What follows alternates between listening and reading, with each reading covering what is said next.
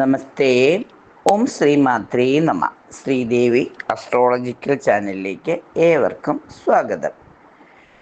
2025 March 22 അതായത് കൊല്ലവർഷം 1200 മീനമാസം 8 കൃഷ്ണപക്ഷ അഷ്ടമിയും മൂലം നക്ഷത്രവും ശനിയാഴ്ചയും വരുന്ന ദിവസം, അതായത് ഉത്തരായന കാലത്തിലെ വസന്ത ഋതുവിലെ ശനിയാഴ്ച. അഷ്ടമി തിഥി വരുന്ന ദിവസം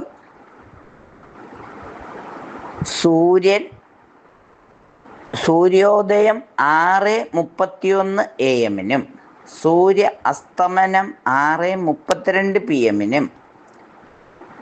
രാഹുകാലം 9:31 മുതൽ 11:01 വരെയും ഗുളികകാലം 6:31 AM മുതൽ 8:01 AM വരെയും യമകണ്ഠകാലം 2:02 PM മുതൽ 3:32 PM വരെയും അഭിജിത്ത് മുഹൂർത്തമാകട്ടെ 12:07 മുതൽ 12:29 വരെയും 12:33 മുതൽ 12:55 വരെയുമാകുന്നു.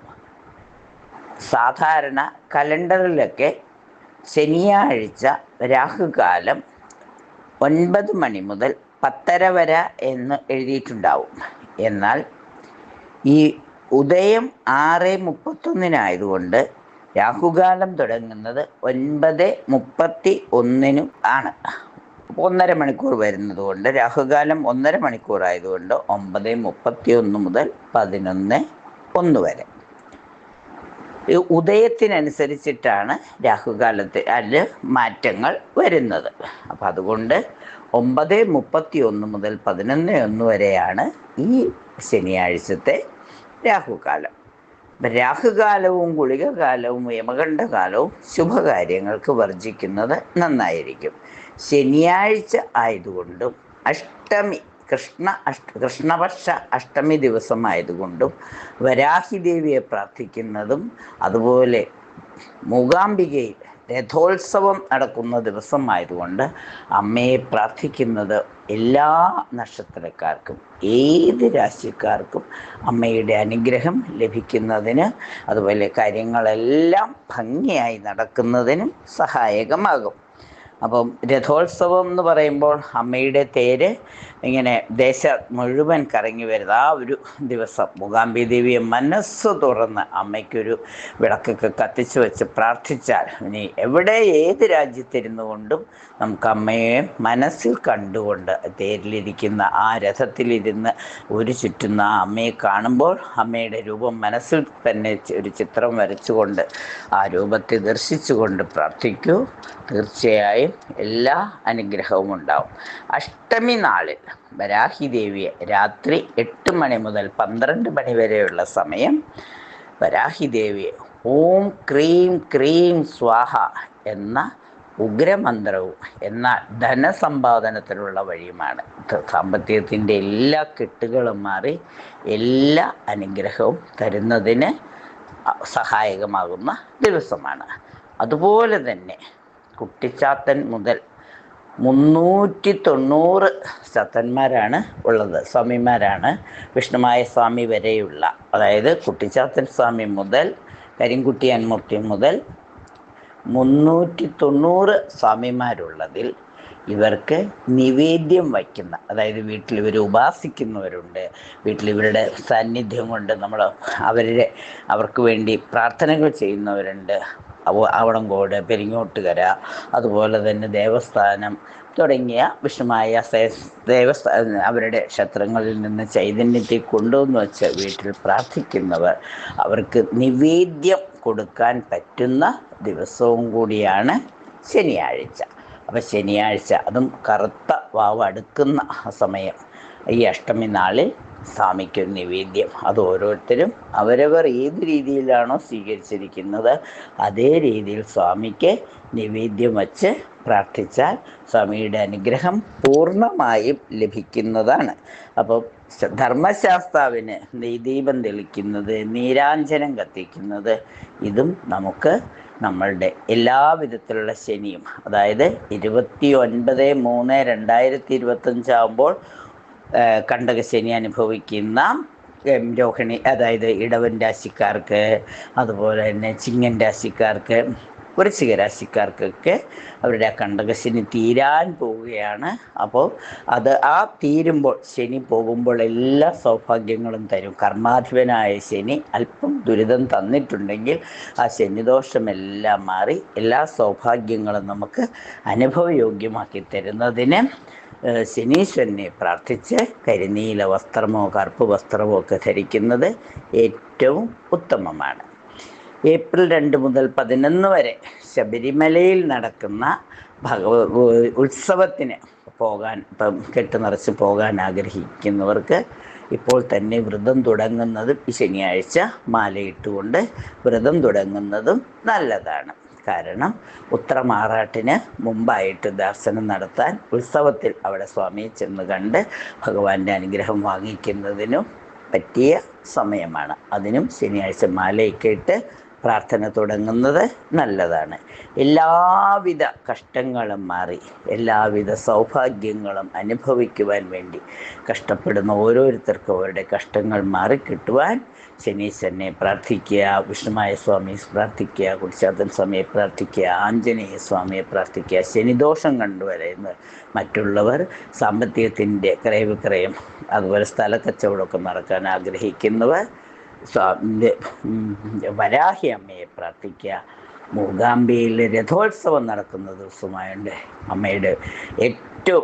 അമ്മയുടെ ഭക്തരെല്ലാവരും അമ്മയെ പ്രാർത്ഥിക്കുകയും ചെയ്യണമെന്ന് ഒരു അപേക്ഷ മാത്രം. ഇനി നമുക്ക് രാശി ചക്രത്തിലേക്ക് കടക്കാം.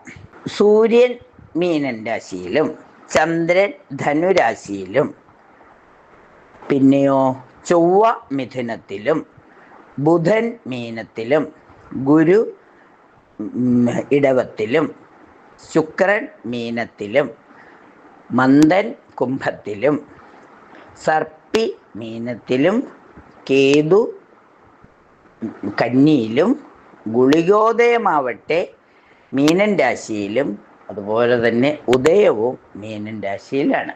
അപ്പോൾ ഒരുപാട് ഗ്രഹങ്ങൾ, 5 ഗ്രഹങ്ങളും പിന്നെ ഗുളിക ഉദയവും കൂടി വരുന്ന 6 ഗ്രഹങ്ങൾ മീനൻ രാശിയിലാണ്.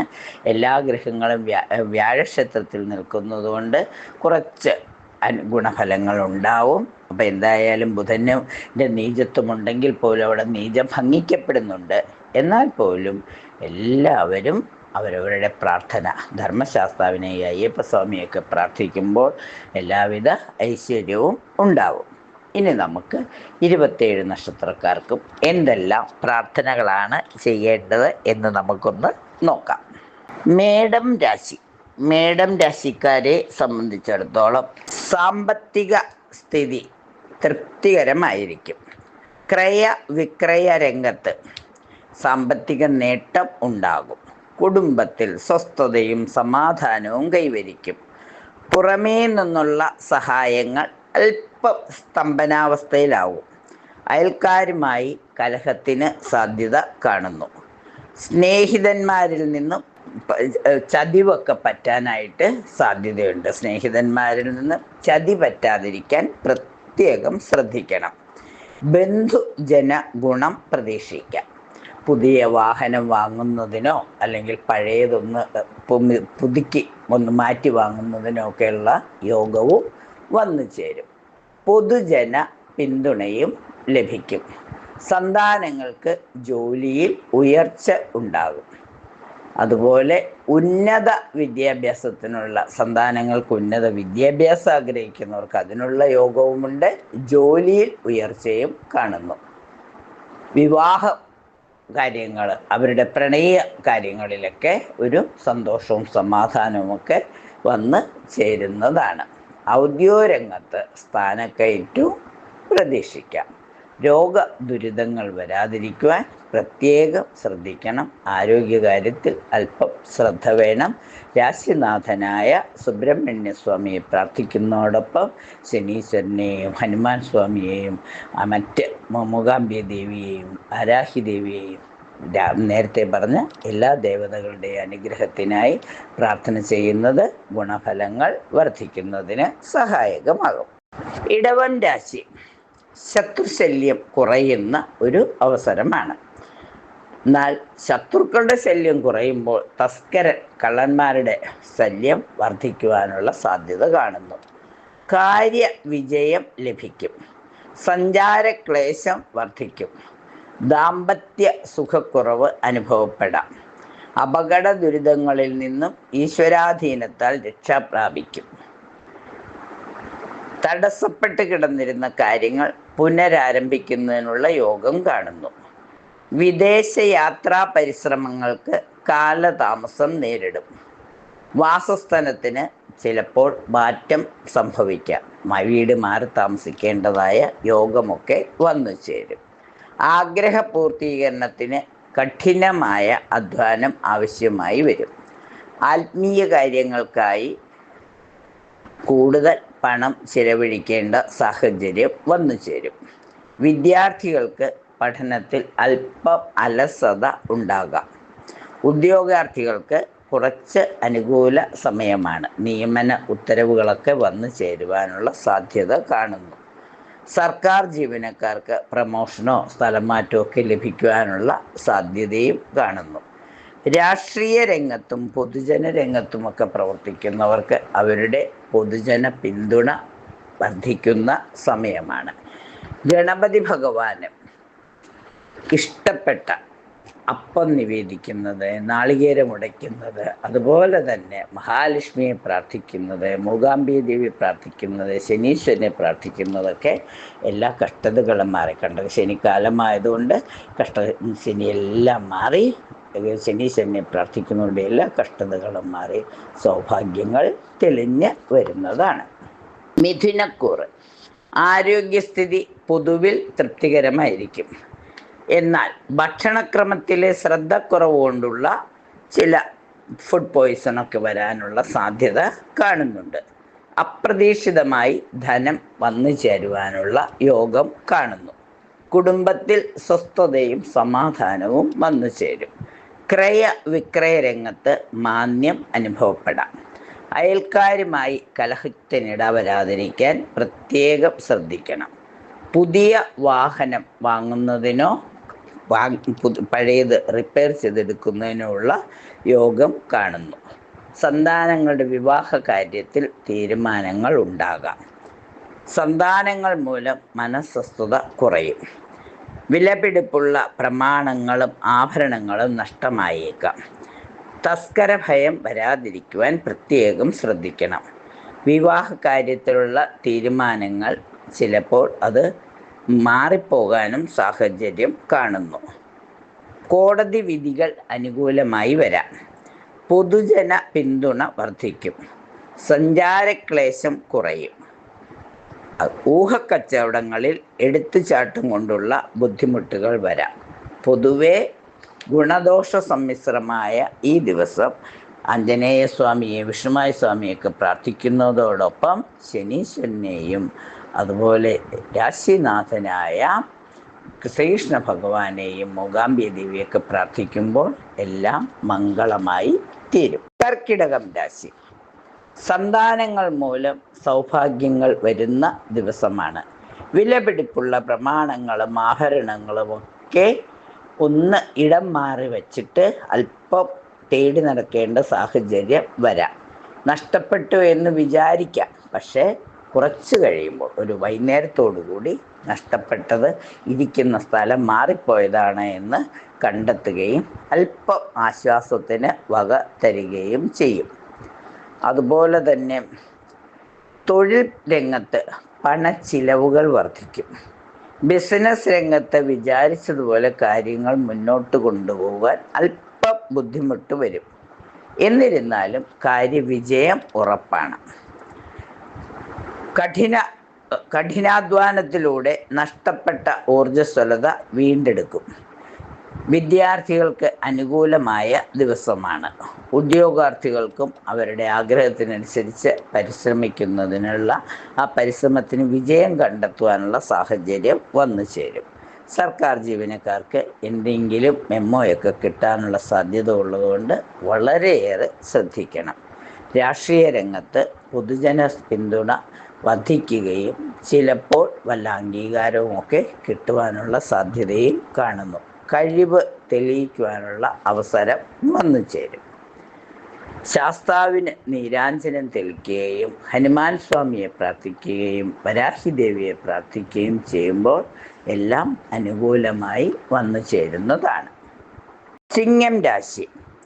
സഞ്ചാരക്ലേശം വർദ്ധിക്കും. ബന്ധുജനങ്ങൾക്ക് അരിഷ്ടതകൾ കൂടി വരും. വിഷഭയം വന്നേക്കാം. എട്ടുകാലി വിഷമോ തേള് കുത്തിയോ എട്ടുകാലി കടിച്ചോ അല്ലെങ്കിൽ മറ്റ് എന്തെങ്കിലും വിഷഭയം വരാനുള്ള സാധ്യത വന്നു ചേരും. ഭക്ഷണത്തിൽ വിഷാംശം കലരുവാനുള്ള സാധ്യതയും കൂടി. പഴകിയ ഭക്ഷണമൊക്കെ കഴിക്കുന്നത് മൂലം അല്ലെങ്കിൽ പാഴ്സൽ ഫുഡൊക്കെ കഴിക്കുന്നത് മൂലം ചിലപ്പോൾ ഫുഡ് പോയിസൺ ആവാനുള്ള യോഗവും കാണുന്നു. സാമ്പത്തിക സ്ഥിതി അല്പം തൃപ്തികരമായിരിക്കും. പണച്ചിലവുകൾ വർദ്ധിക്കുമെങ്കിലും പണച്ചിലവ് നിയന്ത്രിക്കാവുന്നതാണ്. ക്രയവിക്രയ രംഗത്ത് സാമ്പത്തിക നേട്ടം ഉണ്ടാകും. കുടുംബത്തിൽ സ്വസ്ഥതയും സമാധാനവും ഉണ്ടാകും. പണമിടപാടുകളിൽ വാക്ക് പാലിക്കാൻ സാധിക്കും. പൊതുജനങ്ങളുമായി അഭിപ്രായത്തിൽ എത്തിച്ചേരും. സന്താന ഗുണം പ്രതീക്ഷിക്കും. സന്താനങ്ങളുടെ വിവാഹ കാര്യത്തിലും തീരുമാനങ്ങൾ എടുക്കുവാൻ ശ്രമിക്കുമെങ്കിലും പൂർണ്ണമായി വിജയിക്കണമെന്നില്ല. മുടങ്ങിക്കിടന്നിരുന്ന കാര്യങ്ങൾ പുനരാരംഭിക്കുന്നതിനുള്ള ഒരു യോഗവും കാണുന്നു. എല്ലാ കാര്യങ്ങളും നല്ല രീതിയിൽ നടക്കുന്നതിന് സൂര്യഭഗവാനെ പ്രാർത്ഥിക്കുന്നതോടൊപ്പം ശനീശ്വരനെ പ്രാർത്ഥിക്കുക. കണ്ടകശനി കാലമായതുകൊണ്ട് വിഷ്ണുമായ സ്വാമിക്കൊക്കെ നിവേദ്യമൊക്കെ വെച്ച് വരാഹി ദേവിയൊക്കെ പ്രാർത്ഥിക്കുമ്പോൾ എല്ലാവിധ ഐശ്വര്യവും വന്നു ചേരും. മൂകാംബിക ദേവിയുടെ അനുഗ്രഹം കൂടി ലഭിച്ചാൽ എല്ലാം മംഗളമായി ഭവിക്കും. കന്നിക്കൂറ്. നഷ്ടപ്പെട്ട സാധനങ്ങൾ തിരിച്ചെടുക്കുന്നതിനുള്ള ഒരു ശ്രമം നടത്തും. ആത്മീയ കാര്യങ്ങൾക്കായി കൂടുതൽ പണം ചിലവഴിക്കും. വിദ്യാർത്ഥികൾക്ക് അനുകൂലമായ സമയമാണ്. ഉദ്യോഗാർത്ഥികൾക്കും അവരുടെ കഴിവിനനുസരിച്ച് പ്രവർത്തനങ്ങൾ ചെയ്ത് വിജയിക്കുവാനുള്ള ഒരു യോഗം കാണുന്നു. സർക്കാർ സർവീസിലിരിക്കുന്നവർക്ക് അംഗീകാരമോ പ്രമോഷനോ ഒക്കെ കിട്ടുവാനുള്ള സാധ്യത കാണുന്നു. രാഷ്ട്രീയ രംഗത്ത് പ്രവർത്തിക്കുന്നവർക്ക് അല്പം പിന്തുണ കുറയുന്ന സമയമാണ്. അതുപോലെ തന്നെ ദാമ്പത്യ സുഖം ഉണ്ടാകും. വിദേശയാത്രാ പരിശ്രമങ്ങൾക്ക് അല്പം കാലതാമസം നേരിടും. പുതിയ തൊഴിൽ സംരംഭങ്ങളിൽ ഏർപ്പെട്ട് വിജയിക്കാനുള്ള സാധ്യത കാണുന്നു. കലാ കായിക രംഗത്ത് പ്രവർത്തിക്കുന്നവർക്ക് അവരുടെ കഴിവ് പ്രകടിപ്പിക്കുവാനുള്ള അംഗീകാരം പ്രോത്സാഹനം ലഭിക്കുവാനുള്ള സാധ്യത കാണുന്നു. IT മേഖലകളിൽ പ്രവർത്തിക്കുന്നവർക്ക് വാർത്താ വിനിമയ മാർഗങ്ങളിലെ സോഷ്യൽ മീഡിയയിലൊക്കെ പ്രവർത്തിക്കുന്നവർക്ക് മൂകാംബി ദേവിയുടെ അനുഗ്രഹത്താൽ വിഷ്ണുമായ സ്വാമിയുടെയൊക്കെ അനുഗ്രഹത്താൽ അവരുടെ കഴിവ് പരമാവധി തെളിയിക്കാനും എല്ലാവിധ അംഗീകാരവും പ്രോത്സാഹനം ലഭിക്കുന്നതിനുമുള്ള സാധ്യത കാണുന്നു. വരാഹി ദേവിയെ പ്രാർത്ഥിക്കുക, മൂകാംബി ദേവിയെ പ്രാർത്ഥിക്കുക.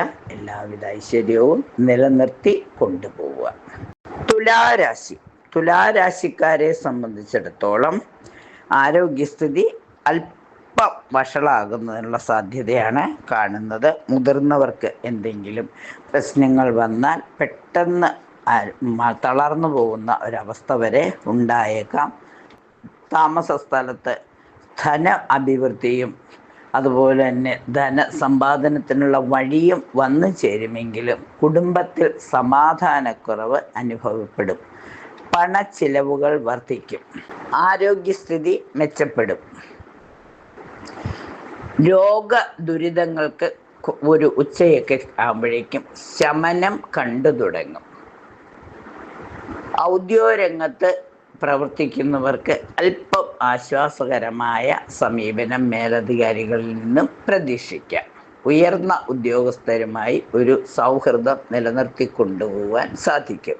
അയൽക്കാരുമായും അതുപോലെ തന്നെ കുടുംബത്തിലെ മറ്റ് കുടുംബാംഗങ്ങളുമായും ഒക്കെ ഒരു അഭിപ്രായ ഐക്യം വരുന്നതിനുള്ള സാധ്യതയും കാണുന്നു. യാത്രകൾക്കിടയിൽ യാത്രകൾ ആവശ്യമായി വരികയും യാത്രകൾക്കിടയിൽ സുഹൃത്ത് ബന്ധം വർദ്ധിക്കുകയും ചെയ്യും. അത് ബിസിനസ് കാര്യങ്ങൾക്കൊക്കെ ഒരു പുതിയ വഴിത്തിരിവായി തീരാം. ബിസിനസ്സിൽ ധനനഷ്ടം വരാതിരിക്കുവാൻ മറ്റുള്ളവരുടെ ഉപദേശം സ്വീകരിക്കുന്നത് ഗുണഫലം നൽകും. എന്തായാലും രാശിനാഥയായ മഹാലക്ഷ്മിയെ പ്രാർത്ഥിക്കുന്നതോടൊപ്പം വരാഹി ദേവിയെയും മൂകാംബി ദേവിയൊക്കെ പ്രാർത്ഥിക്കുക. ശനീശ്വരനെ, ആഞ്ജനേയ സ്വാമിയെയും അതുപോലെ തന്നെ വിഷ്ണുമായ സ്വാമിയൊക്കെ പ്രാർത്ഥിച്ച് ധർമ്മശാസ്താവിൻ്റെ അനുഗ്രഹത്തോടുകൂടി എല്ലാ കാര്യങ്ങളും മംഗളമാക്കാൻ ശ്രമിക്കുക. എല്ലാം മംഗളമായി തീരട്ടെ. വൃശ്ചിക രാശിക്കാർക്ക് കലാ കായിക രംഗത്ത് പ്രവർത്തിക്കുന്നവർക്ക് സാമ്പത്തിക പുരോഗതിയും കർമ്മ മേഖലയിൽ അഭിവൃദ്ധിയും പ്രതീക്ഷിക്കാം. അതുപോലെ തന്നെ വിദേശത്ത് ജോലി ആഗ്രഹിക്കുന്നവർക്ക് അവരുടെ ജോലി കാര്യങ്ങളിൽ ഒരു തീരുമാനം ഉണ്ടാകാം. കൃഷി, ബിസിനസ് തുടങ്ങിയ കാര്യങ്ങളിൽ കർമ്മ മേഖലയിൽ പ്രവർത്തിക്കുന്നവർക്ക്, കൃഷി രംഗത്ത് പ്രവർത്തിക്കുന്നവർക്ക് അല്പം ലാഭം പ്രതീക്ഷിക്കാം. എന്നാൽ ബിസിനസ് രംഗത്ത് പ്രവർത്തിക്കുന്നവർക്ക് സാമ്പത്തിക പ്രതിസന്ധി വന്നു ചേരാം. ദൈവാധീനം കൂടുതൽ ഉള്ള സമയമായതുകൊണ്ടും ശനിയാഴ്ച ആയതുകൊണ്ടും ശനീശ്വരനെ പ്രാർത്ഥിക്കുന്നതും വൈക്കം മഹാദേവ ക്ഷേത്രത്തിൽ കോടിയർച്ചനയിൽ പങ്കെടുക്കുന്നതും മൂകാംബി ദേവിയുടെ രഥോത്സവത്തിൻ്റെ ദിവസമായതിനാൽ മൂകാംബി ദേവി പ്രാർത്ഥിക്കുന്നതും എല്ലാവിധ ഗുണഫലങ്ങളും നൽകും. സഹോദരങ്ങളുമായി ഐക്യത്തിൽ പ്രവർത്തിക്കുന്നതിനും കുടുംബ സമാധാനം നിലനിർത്തി കൊണ്ടുപോകുന്നതിനും സാധിക്കും.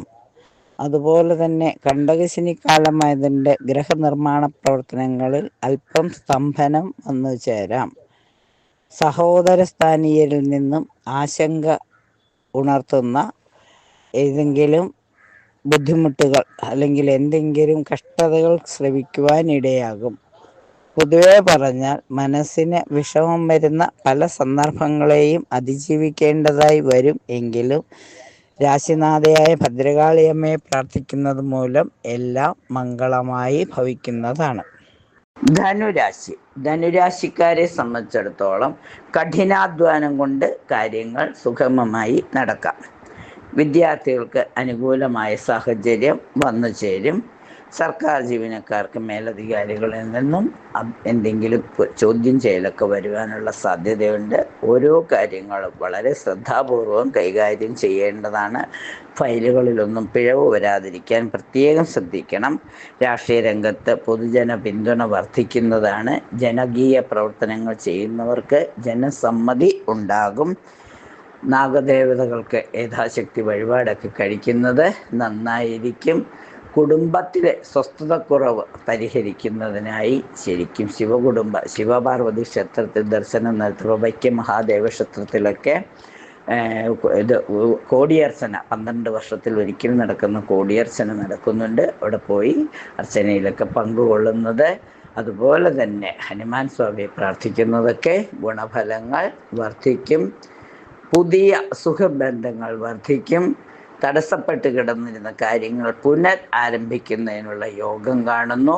അപകട ദുരിതങ്ങളിൽ നിന്നും അത്ഭുതകരമായി രക്ഷപ്പെടുവാനുള്ള സാധ്യത വന്നു ചേരും.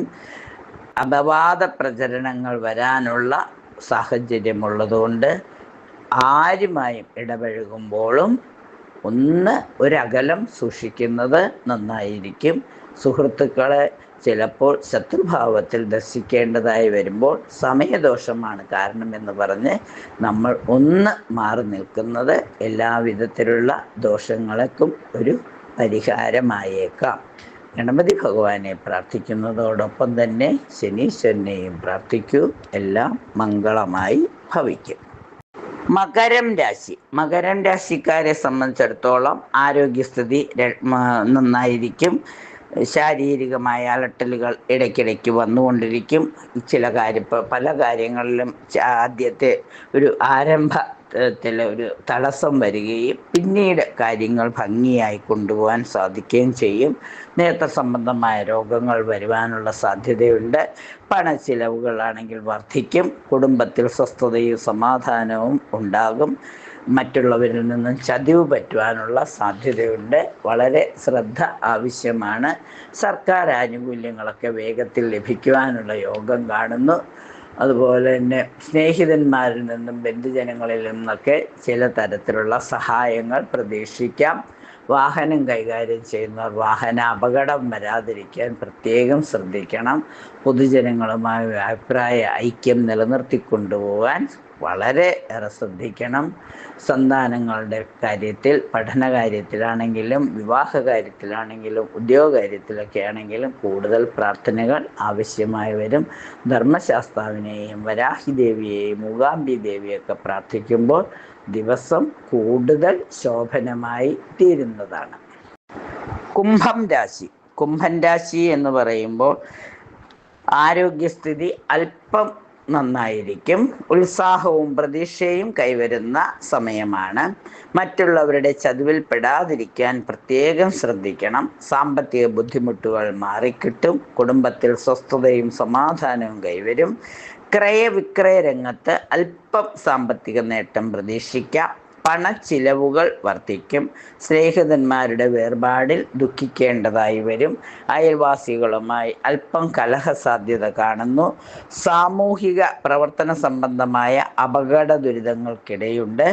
പ്രത്യേകം ശ്രദ്ധ ആവശ്യമാണ്. ഗ്രഹനിർമ്മാണ പ്രവർത്തനങ്ങളിൽ ഏർപ്പെടുന്നത് നന്നായിരിക്കും. സന്താനങ്ങളുടെ വിവാഹാലോചനകൾക്ക് തടസ്സം നേരിടും. സന്താനങ്ങളുടെ വിവാഹ കാര്യത്തിൽ മാത്രമല്ല, തൊഴിൽ രംഗത്തും അവരുടെ ഉപരിപഠന കാര്യങ്ങളിലുമൊക്കെ അല്പം കാലതാമസം വന്നേക്കാം. അപകട ദുരിതങ്ങളിൽ നിന്നും അത്ഭുതകരമായി രക്ഷപ്പെടും.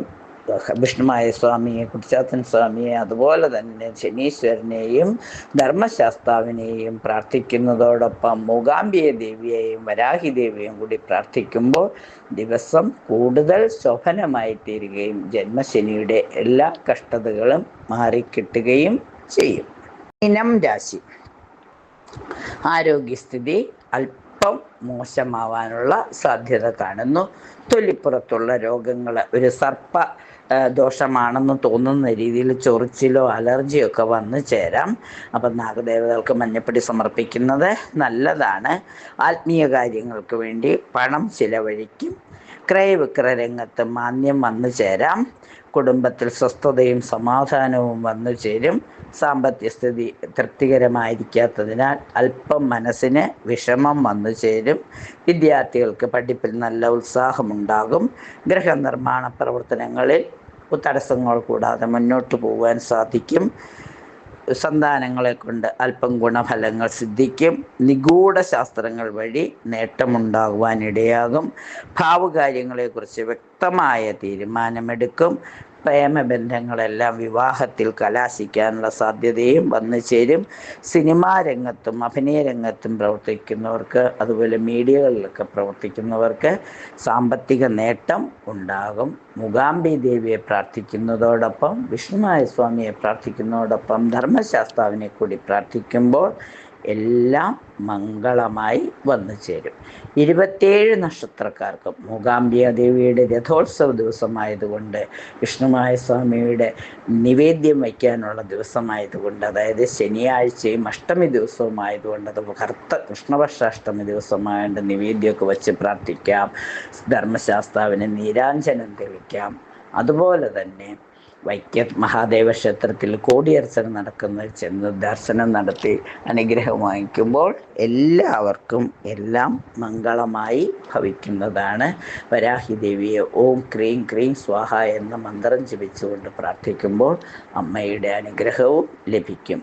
എല്ലാവർക്കും 27 നക്ഷത്രക്കാർക്കും അവരുടെ ആഗ്രഹങ്ങൾക്കനുസരിച്ച് എല്ലാം മംഗളമായി തീരട്ടെ എന്ന് ആശംസിച്ചുകൊണ്ട് നിർത്തുന്നു. നന്ദി, നമസ്കാരം.